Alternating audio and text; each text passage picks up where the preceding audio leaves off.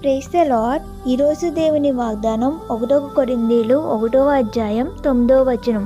మన ప్రభువైన యేసుక్రీస్తు అను తన కుమారుని సహవాసమునకు మిమ్మల్ని పిలిచిన దేవుడు నమ్మదగినవాడు. క్రైస్తవులు లోకస్తులకు వేరుగా ప్రత్యేకత కలిగి దేవుని శక్తిగా జీవించుటకు పిలువబడిన వారని అపోస్తులైన పౌలు కొరింథీ సంఘానికి తెలియజేస్తూ ఈ మాట సెలవిచ్చారు. దేవుడు మనలను పిలుచుటకు గల కారణం ఏమిటంటే మనం ప్రభువునకు వారసులవుటకు పిలువబడితిమి. మనము పరిశుద్ధతకు, దేవుని రాజ్యమునకు వారసులవుటకు పిలువబడితిమి.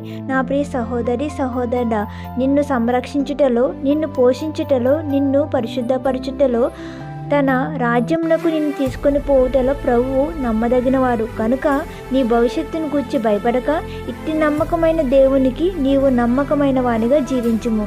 దేవుడు నిన్ను అద్భుత రీతిగా ముందుకు నడిపించును. ఆమేన్, ఆమేన్, ఆమేన్.